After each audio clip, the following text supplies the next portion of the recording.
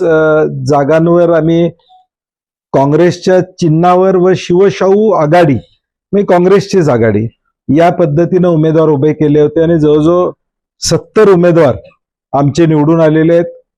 वडगावमध्ये त्या ठिकाणी विद्याताई पोळ यांच्या नेतृत्वाखाली नगराध्यक्ष आणि पॅनेल तिथे निवडून आलेला आहे.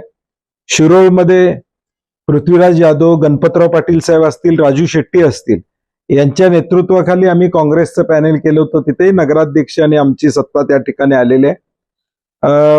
आजऱ्यामध्ये थोडक्यात आमची संधी त्या ठिकाणी हुकली. त्याचबरोबर कुरुंदवाडमध्ये आम्हाला थोडं मागं त्या ठिकाणी जावं लागलं आणि जयसिंगपूरची लढाई ही एक वैचारिक लढाई म्हणून आम्ही लढलो होतो. निवडून येणार का किंवा या निवडणुकीत जयसिंगपूरमध्ये यश मिळेल का अशी आमची अपेक्षा नव्हती, पण गट म्हणून ती निवडणूक लढावी अशी कार्यकर्त्यांची इच्छा होती आणि आम्हाला तिथं 5 नगरसेवक काँग्रेसचे त्या ठिकाणी निवडून आलेले.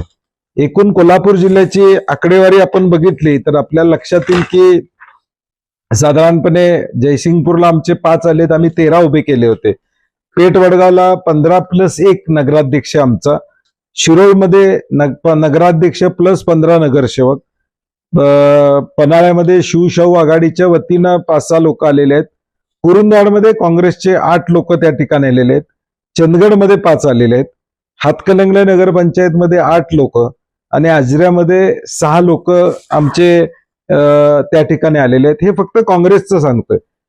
शिवसेनेचे काही लोक आलेले आहेत, राष्ट्रवादीचे काही लोक आलेले आहेत. साधारणपणे हा आकडा जिल्ह्यामध्ये 90 पर्यंत आमचा पोहोचेल. 250 मध्ये 90 नगरसेवक हे महाविकास आघाडी म्हणून यामध्ये आलेले आहेत. मला वाटतंय पलीकडची ताकद बघता आणि एकाएकी आम्ही लढाई दिली होती त्यामध्ये यश आमचं निश्चितपणे चांगलं आहे असं माझं मत आहे.